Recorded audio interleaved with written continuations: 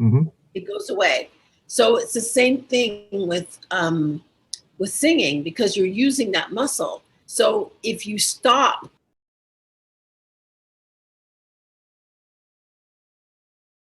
Hi, I am currently interviewing Arlette Beauchamps. I probably just killed her last name right now. She owns a music studio, Arlette's music studio in Las Vegas, and she's actually a voice teacher or coach. How do you want to be call yourself? It's actually a voice teacher. Voice teacher. Okay.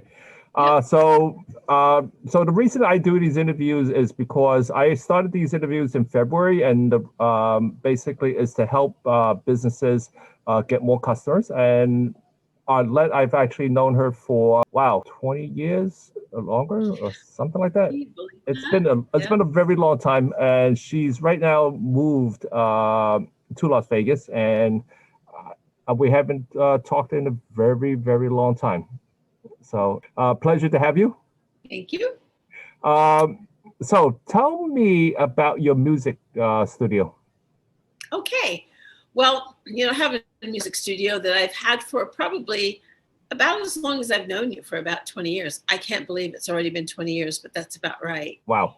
And yeah, and I started that business while I was still taking actually voice lessons, but there were other people who kept hearing me sing, and then they would say, "Are you teaching?" And I was like, "No, I'm not really teaching." And so, of course, you just start with one student, and then one turns into two, into three, and four. And at that time, I was teaching where I had a dance scholarship at West Side Dance Project in New York City. Hmm. And right after, you're doing all these dance classes, and then there was a music studio attached to that dance studio. And so Okay. I would finish ballet, and then I would go over and take voice lessons. And then obviously that moved over into me teaching there. And then I just kind of moved into having my own studio and teaching kids in a lot of different places. I was teaching in New York, New Jersey, Pennsylvania, and that was something. It was a lot of travel. That was pre-COVID, of course, so um, it was a lot of traveling back and forth. I would travel over to Pennsylvania, over to New Jersey, to New York City, and teach as many kids as I could and come home. And so it was a lot, but I learned a lot. I'm telling you, Benson, one of the reasons that I started teaching is because my bass player told me that if you teach, you will learn more about your craft than anything else you could do, Wow. even performing. Okay. Yeah, he told me that. And it was true because you're helping others to sing and you're seeing the problems that they have that you might also have. And so that's when teaching is when my voice became even better and better and better as well. So, um, and now I just really like teaching. I like it. I like it a lot. So Wow. that's kind of. So, what kind of students actually come to you for teaching? I get a lot of people because of my bio. Okay, I have a bio online that says the different things that I feel that I can teach. Okay. Right. Well, you can always teach voice because teaching voice is teaching voice. It's not about a style. It's Okay. about technique. Okay. And then you have people who really want to sing pop, or they really want to sing opera, or they really want to sing Broadway, right? So most people come to me because on my bio, I've mentioned that I've sung opera professionally. I've sung pop and pop of the day professionally, and musical theater. So those are usually the people who come to me that want one of those three. Sometimes R&B as well, and gospel. Oh, wow. Yeah, so it's kind of a lot, but yeah. Which do you like working with more? Have you think about that? Yeah, I had to think about that for a second because I like everybody's voices. I really like that everybody comes with a different kind of voice. Like people come and they'll have a pop voice, definitely have a pop voice, or I'll have someone come and he definitely has an opera voice, you know? So I kind of like all of it because it sounds really great. But my passion, I think, lies the most in Broadway. I hate to say it, it really is. I just really love a good Broadway song, Okay. you know, because there's so many of them. Huh. Are you able to take anyone who has a bad voice and change it into a good voice, or? Yes, I am, because I have this thought that anybody can sing. And I've said this in several other interviews that, you know, a lot of people say, well, you know, Arlette, not everybody can sing, you know, the people are tone deaf and different things. But no, you can really overcome that. And it's not really tone deaf, it's that they're hearing, those people hear more than the average person hears. So when you play a tone, da, they don't just hear that one tone, they hear like 8 tones. And that's why they can't figure out which tone to sing. And people call them tone deaf. It's not true. So, but I will say that those people, it takes so much longer to teach them how to sing, because before you can do that, you have to teach them how to sing the note that you're playing instead of the 8 notes that they're hearing. So that's a time when people may not feel that they can sing well. So there are a whole bunch of things, but yes, you really can take just about anybody and help them to sing. I will say that with the exception of people who have, no, seriously, there's only one exception, and that's people who have lung issues. Okay. Like they have asthma. You and I were talking earlier about my developing allergies, that type of thing, make it difficult for a person to get enough air in the lungs. To sing, you have to be able to get enough air in the lungs to be able to, and so if they're really, you know, asthmatic really badly, that's a combination that really doesn't work. Oh, really? You've been doing it so long. What is your procedure when you're working with someone, your practice, when you're starting out with someone new? Okay, so that's a good question because everyone's so different. So, you know, I have a list of stuff that I know that I have to do to get them to be able to sing well. But since everyone's so different, the first thing I have to do is kind of assess what kind of a voice does this person have? Okay. And also, what are their challenges? Because everybody has a different challenge. So the first thing I have to do is kind of assess that and say, okay, this person doesn't have this, doesn't have that, which is why I always ask them to sing for me, you know, so that I can kind of get, okay, so I see what's going on, right? And sometimes they surprise me, like they'll come in and I'll actually hear, like one guy, he came in to sing rock, but when I heard him sing, I could hear he had what it took to do opera. Oh, really? And I could hear it in his voice. And I was like, oh my gosh, this guy. So I was like, will you trust me? And he said, yes. I said, okay, I'm going to teach you something that after I teach you, you'll be able to sing anything you ever wanted to sing. And then I pulled out opera. And he's like, and his wife sent him to me. And I think he said that she questioned him and said, why are you singing all this opera stuff? You want to sing rock, you know? And luckily he goes, I trust her. I trust that she's going to do the best thing for my voice.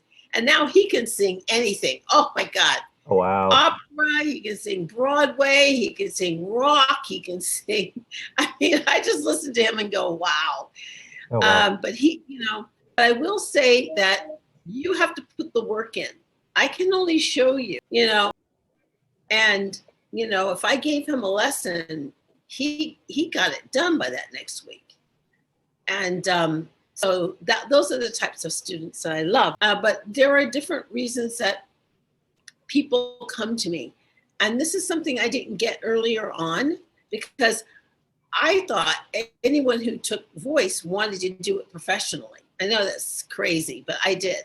I was like, okay, they're coming to me, you know, and my first students were people who were making it on Broadway. And so when I started doing, you know, kids and teenagers and different things, I was like writing them, you've got to be able to do this and this, and I remember one parent came up to me and said, Arlette, lay off of her, or lay off of him, and I was like, what? And she goes, they're not doing this to be professionals at it. They're doing it for an extracurricular activity. It's like, oh, okay.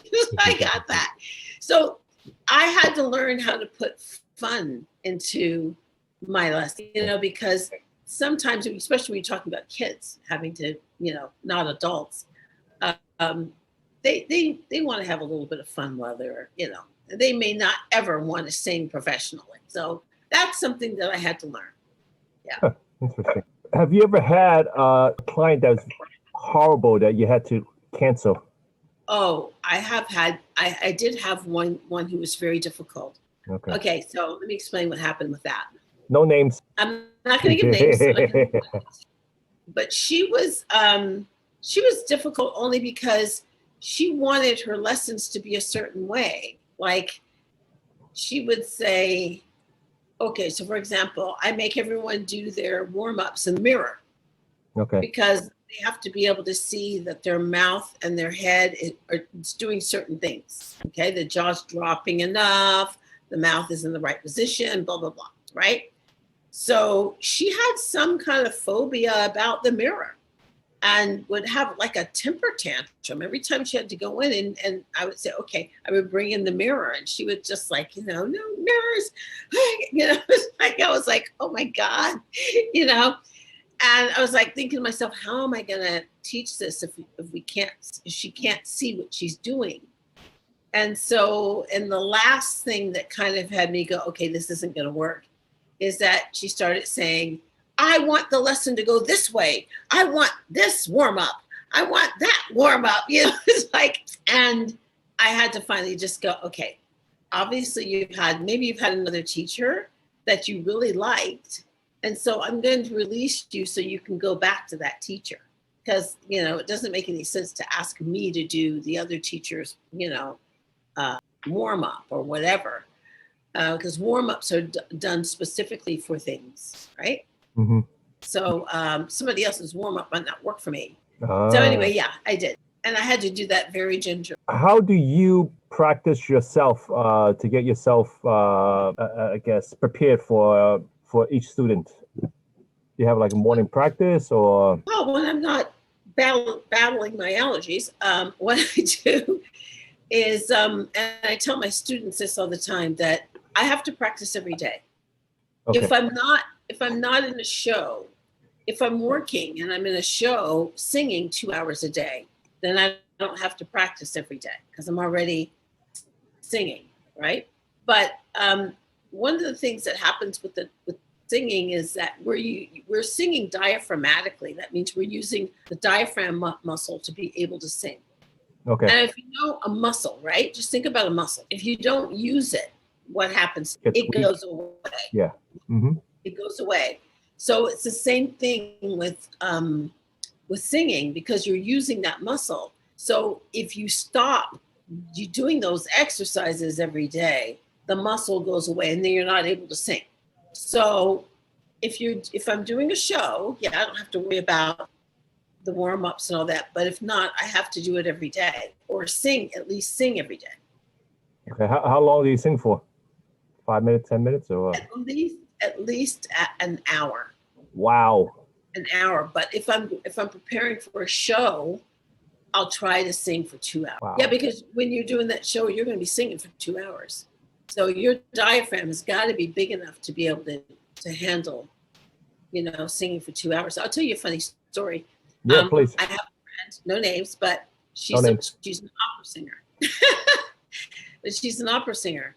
And she got the lead role in an opera called, it's a Wagner opera. And Wagner's operas are like 4 or 5 hours. And she got the lead. And so I went to see her in that opera, and she was singing full out for like 4 hours. Wow. And I was like, oh my God. So I went backstage and I went, are you okay? Let's call her Barbara. It's not her name. Barbara, are you okay? And she said, yeah. She was drinking some water. And I was like, my God, you've been singing like full out for like 4 hours. And she said, yeah, I think I can sing for probably another 2 hours before I'll get tired. So that's how big her diaphragm was. Wow. That she could sing that long. Mm-hmm. So yeah, so if you are going to, you're asking me, okay, so what do you do to be able to do a show? I would have to make sure that I could sing through a show for as long as the show is. You know, it's 2 hours, or if it's only an hour, then I got to make sure I'm singing that long, and I'm doing the song too. And so there's a lot of stuff that goes into it, But since you like to sing, it's not so bad. When I'm preparing for them to take a lesson. Yes. Do you practice beforehand? No, I don't personally practice. I don't sing for my students while I'm doing a lesson for them. I try not to sing. Unless I'm just demonstrating something, then I can do that. But no, I don't have to do that. It's just that I have to listen, this is what happens. And this is why I try to tell them that when that break comes, right? And you're like, okay, somebody wants you to do whatever. You don't have time to go, okay, in 2 months, I'll be ready to do that because I can build back up my diaphragm. And that's what's going on with the singing. It's like, so you've got to be like singing ready. And that means your diaphragm has to be pretty steady and big. How has COVID actually changed your business? I guess that when you were in the beginning, you were actually going to people's houses. How has anything changed? Are you still working with people in person? I started. This really has kind of morphed into something else. I started off with coming into my studio. You're a little one in the background. Yes.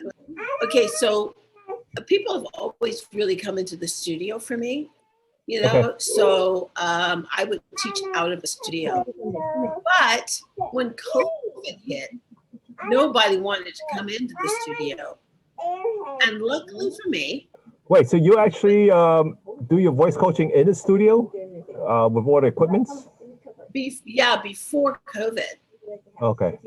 And then I would do it in the studio. So I would travel to a studio, and then all my students would travel to me.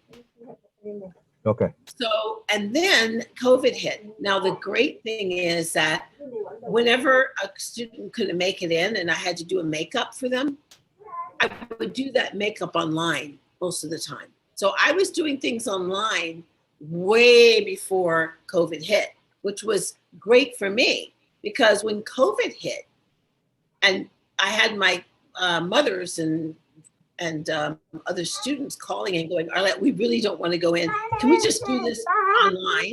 Because we were already doing things online. And so I said, sure. So in just one day, we moved from doing everything in the studio.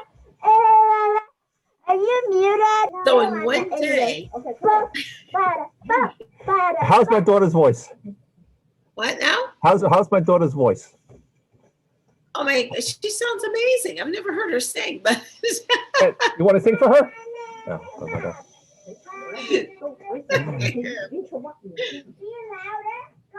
So anyway, so I went right from like doing it in the studio to like all of a sudden, boom, we were online, which was the best thing for me. I was like, thank you, because I didn't have to travel to like 3 different states in the snow.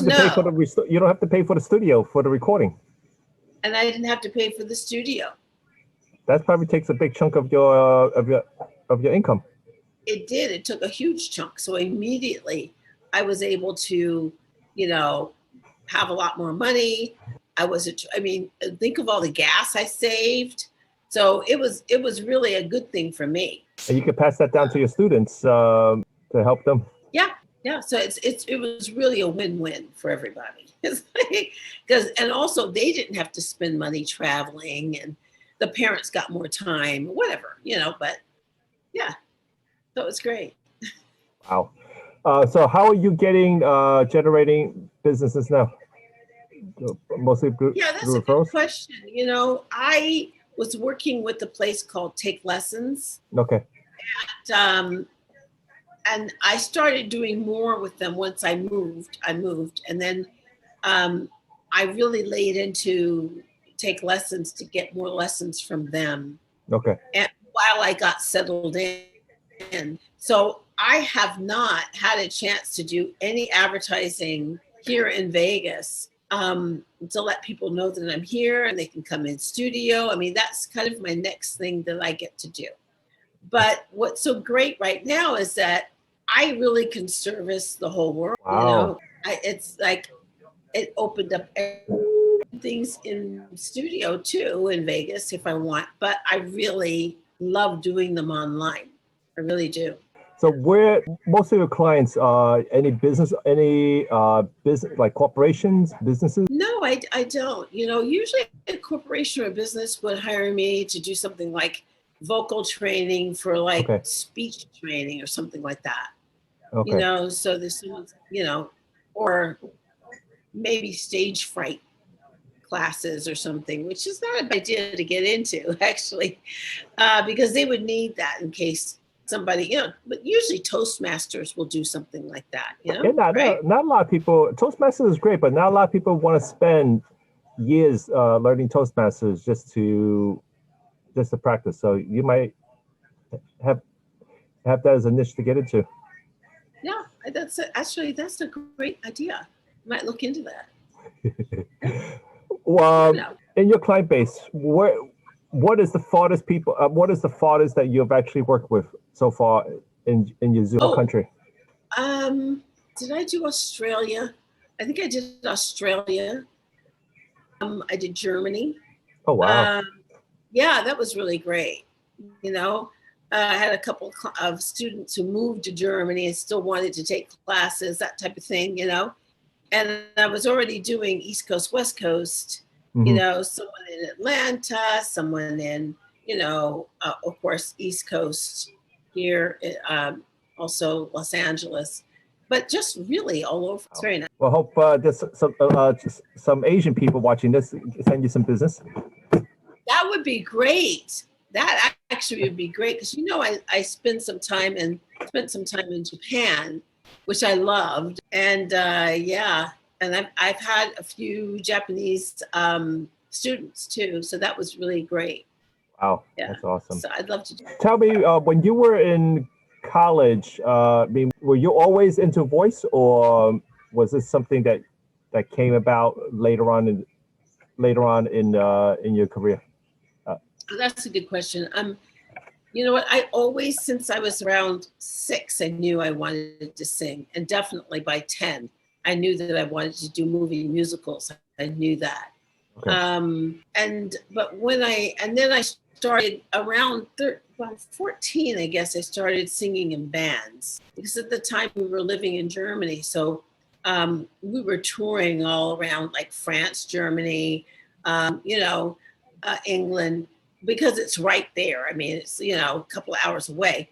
But once I did that, I kind of knew that I wanted to go into singing, but I ended up doing some other things. Like I ended up getting a degree in fashion design. And then I came back and got a degree in music. And so I kind of went all the way around the world, but eventually ended back up in singing and then teaching. And then now I'm still working. I was working in jazz for a while, musical theater for a while. So, it's kind of, I think at one point when I came back from Japan, I decided I wasn't going to sing anymore. Kind of a weird thing. I was just like, I'm done with it. I'm just like, it was hard touring. It was just so difficult. And I was just really tired. And so I remember telling one of my jazz musicians, I said, okay, so you know what? I'm no longer singing, so I'm doing something else. And he looked at me and he said, you can't do that. And I said, yes, I can. I'm not singing anymore. And he just smiled at me. He goes, come back and talk to me after about 5 years. And true to form, about 5 years later, I was like, I've got to sing. It's like, I got to get back in the business. Wow. So I say that to say that it's something, singing is something that are kind of like, it's part of your being. So it's not like it's like, oh, it's a little hobby. No, it's part of your being. And people who sing really do need to sing, I mean, I can't imagine not doing it again. So Okay. there you have it. It's always going to be here in some form or shape, Tell me the difference between how when you're working with a child versus a teenager or adult. Oh, yeah. Well, if I have a child, the warm up is a little different because obviously they can't do anything too complicated, So I make the warm up very simple, like even more simple than the adult one is, and I make it kind of fun, kind of like it's just instead of just doing these boring vowel exercises, I might do one that's meow. I do that for the adults too, but definitely for the kids. Like meow, meow, meow, meow, or whatever, so that, and they really love that, right? So just got to make it kind of fun for them. And then I try to find songs that they really, really like. I'll find songs for them too, but after I can kind of figure out what they like. Like I have one child who really likes a lot of pop, but really good pop, like pop that requires a kind of a good voice to be able to sing. So I can look at her and go, okay, I'm going to give her this song or that song to do. And usually I'm pretty good at figuring out what they like, but the whole lesson has to be fun or they're not going to come back. They're just, they have to learn something, is true. But they've got to be like, yeah, I really like my voice lessons, this kind of thing. So that's the child. Now, when they get to be a teenager, let's say 14, that's the rebellious age. Yes, and that's the most difficult age for me to teach. Oh, really? Oh my God, it's such a difficult age because they're just rebellious and they're moody and they're, and it's just like, so with them, I have to kind of like go, okay, definitely tell me the songs you want to sing first so that I can see if they're the kinds of songs that will do anything to help the voice build. That's my main thing. It's like the song has to help the voice build. And so do the exercises. And so also with the exercises, they have to be in a way fun or they're not going to want to do it either. But the songs are the most important things for the teenagers. Like the babies, I can give them like anything Disney usually, I've only had one child who looks at me and said, I hate Disney. Like, how can you hate Disney? You're only 6. Yes, I do not want to do any Disney songs. So that was really challenging. But for the teenager, though, definitely they're not going to want to do those Disney songs. So I've got to find something else. And since they're in such a rebellious stage, sometimes the songs that they want to sing are like, we're not going to sing that song because it's just too negative or it's too, sometimes they're violent. And so I have to be the one to go, yeah, we're not going to sing that song. We'll have to sing something else that gives you that same feel, or it might have bad words in it or whatever. So that's kind of how I have to deal with the teenager. Then the adults are very hardworking and they're there, they can really concentrate and they do really well. I think the main thing for them is they have to see that what you're teaching is actually going to work. It's actually going to take them from A to Z, and they can see that that's happening, right? Hmm. And if they can't see that, well, certainly won't stay or won't feel like they're going to get anything out of your lesson. So you got to show that to them pretty early on. And so I do. I show them this is where we're going. And then I can backtrack and tell them, now this is what we have to do in order to get there, you know? Okay. So it's very different what I have to do for each age. You work with older people, like 50s, 60s? Or is that still all the same? Yeah, that's the age that I don't do the best with. Okay. The woman who I said that I had to tell her she had to go, she was in that age bracket. Okay. And I've had another woman in that age bracket. And I don't know if it's because they're very slow to change. There's something about change that they don't do well. And, there's two ends of the spectrum, let me put it this way. Children below the age of like 9 or 10. I have some 6-year-olds, but listen, I had to approve of them because usually a 6-year-old isn't going to be able to do all the stuff you need to do in order to sing correctly. Okay. So you end up just being a babysitter. For like an hour. And I don't like that. So there's an age there where I'm like, no, wait until she's older, right? Okay. And then on the top end, it's like the people who are just, I hate to say that because you want to be able to teach anybody at any age, but I've noticed a pattern of people at that very older age not doing well with the lessons. Well, as well, because they're just so, I don't want to change. I've been, they have to be able to do things like drop their jaw like longer, and they're just like, I don't want to do that. It's like, okay, but in order to sing well, that's what you're gonna have to do. Yeah, but I'm not gonna do that. And they'll tell you that, it's like, and you're thinking to yourself, well, what am I supposed to do as somebody who's not gonna do the lessons correctly because they're not going to learn anything. And that's exactly what happens. They're with you for year after year after year, and they haven't progressed, and then they're very frustrated, I haven't progressed and nothing's happening. And you're just like, because you're doing your own program. You're not doing my program. It's like, but I only have one. So if I can get them like 470. You gave me a new question to piggyback on. So there's a lot of these training courses online about developing your voices. Can someone actually learn online on a course and instead of actually having to pay for a tutor, a teacher? Because that, I'm sure it is expensive.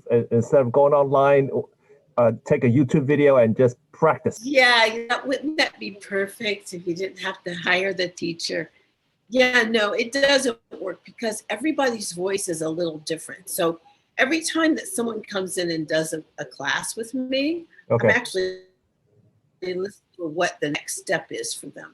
It's like, okay, today we're going to do this because you mastered this, but you didn't get this. So you need someone who's going to actually listen to what you're doing and then go, okay, now this is in order to build that voice so that you can sing by yourself. Yeah, it doesn't work with you just ordering a course and online. I mean, that sounds great. And boy, do I wish that were true because I could retire. I could build just this little, okay, sing along with this and pay me whatever, No, I don't believe that it works. Now, I could be wrong. Maybe somebody did something that I don't know about. I don't know. When you do your work versus in person versus Zoom, so how does actually the Zoom work when you're teaching someone? Okay, so, well, no, what? It's a good question because, I told you I want them in the mirror so that they can see what they're doing, right? Yes.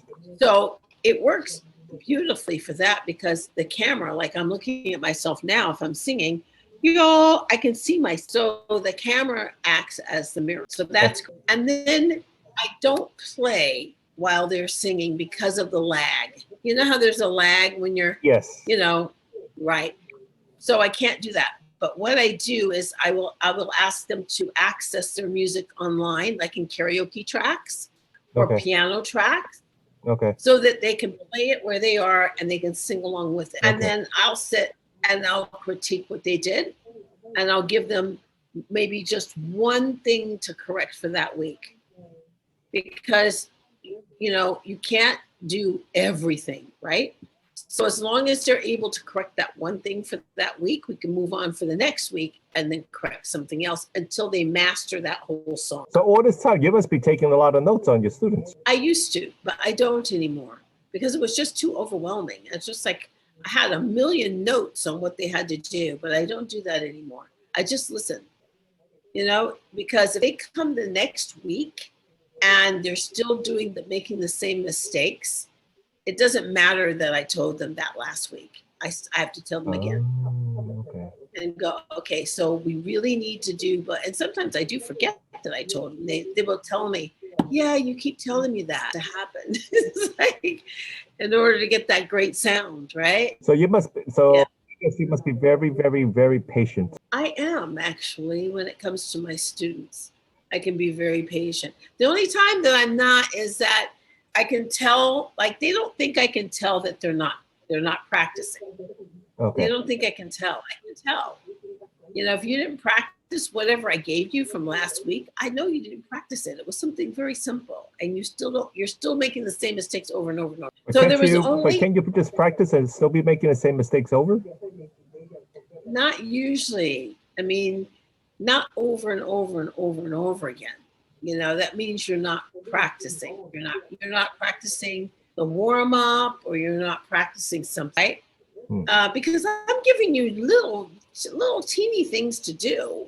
You know, it's not like it's a huge thing to practice on. So if you come back and you haven't mastered that, then I know you're not practicing.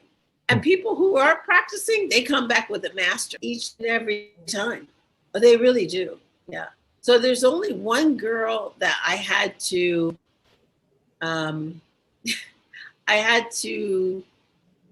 of tell her that she had to start practicing, or I couldn't keep teaching her. Oh wow. Yeah. You're that mean? You know why? What? No. I said, you're that mean? I'm going to tell you why. Because this is what happened. You have the girl, and she's been with you for a year, and she still can't do anything because she's never practiced. And so you then have a parent going, she's been with you for a year. You have been teaching her to sing for a year, and she sounds horrible. Okay. That's what happened. Okay. So it falls back on. Got it. So you know, and I usually tell them, listen, I can't keep wasting your parents' money. If you're not going to practice, you have to practice, right? So it's kind of I hate having to do that, but that does sound mean. But I think it's really just, you know, sometimes I even tell them, maybe this is something that lights you up. Maybe that thing is soccer. And it's true, right? Mm-hmm. So it's a win-win, really, for me to just be like, because most kids who come to me, I'm telling you, their parents tell me, it's like, I can't shut her up, right? Those are the kids I love.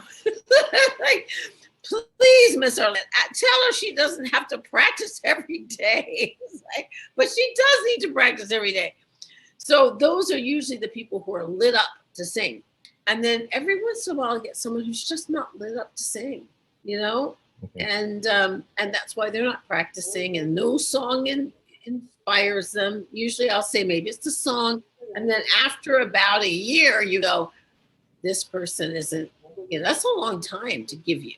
A year, yeah. And sometimes it's just me, like maybe the parents don't care. Sometimes that happens. It's like, I just want her to do something, you know, to keep her doing something productive. Okay. And we don't really care if she's learning anything. It's like, well, I care. It's like, okay. I know we talked in the beginning before we started the interview that you have some allergy, and this is something called a Las Vegas allergy in your area. What what are you doing to help? Can you give some advices to people who have allergies? Yeah, it's so bad. Luckily, I've never had allergies before. I've had some students, and they had their routines that they had to do to be able to sing. Now, as long as it doesn't attack the lungs, you're pretty much, you can handle. And so luckily for me, my students came to my aid, said, Miss Arlette, do this, do this, do this, do this. And one of the things they told me to do was to get a air filter for the house. Okay. Which I did, because this is desert. It's very dusty. Air filter, get, drink plenty of water. Oh gosh, sorry. Allergies. Before we got interrupted, how did you solve it? You told me about filters. Yeah. And water. I had to get some air filters. I had to get some like allergy medication. I started doing acupuncture, which was really helpful. I got some herbs and some Chinese herbs, which are helping. You can still hear it in my voice, because every time you cough, it just takes out the voice. So luckily, I can do something about it. It's like, oh my gosh, I can tell my voice is going. But I just do the best that I can, so what else I can do?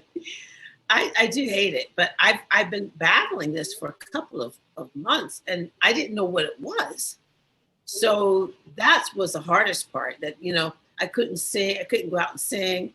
And everybody kept asking me, it's like, when are you going to be singing? So now that I know what it is, I can kind of, do things like this that can kind of bad. Really, what's next for you? Are you going to be doing this for the rest of, where do you want to take your business? Yeah, so, it's a good question. I do want to do more here in Vegas, Okay. because there are a lot of performers in Vegas, right? So that's probably the next thing for me, is just to take my business and scale it up a bit. And also, I'm going to be doing some more albums myself, I think. Okay. Releasing some albums. I'm going to and I'm writing new songs. So that part is going to be exciting. Wow. So yeah, I've got new stuff happening on that horizon. And on, building the business. So I'm going to be pretty busy, Okay. but that's okay. I actually like the work.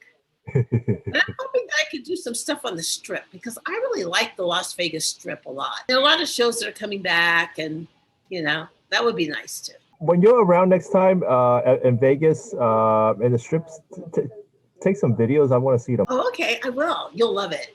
You'll love it. I mean, I really like it here. If it weren't for that Las Vegas allergy thing, I'd be good. I'd be good to go. I haven't been there. I haven't been to Vegas in a very long time, so I would love to come there. And you have to come and visit, the whole family. Thank you. Oh, other question. What would you say to someone who actually wants to become a voice teacher like you? What if this? I mean, how could they? What would you suggest for them?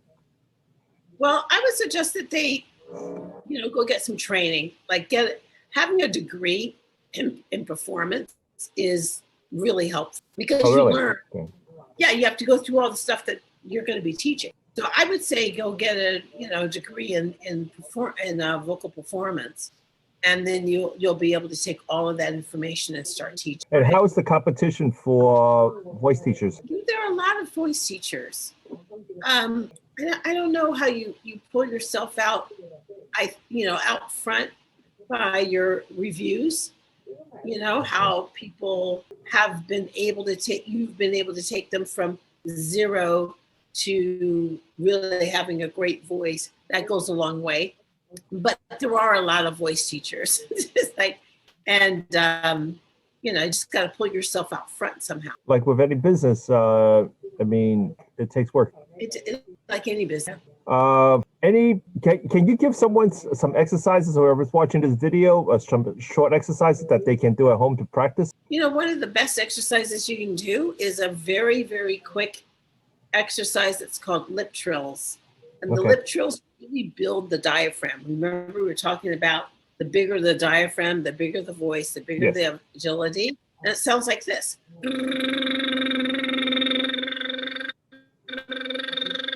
If you can do that, and maybe on a scale, like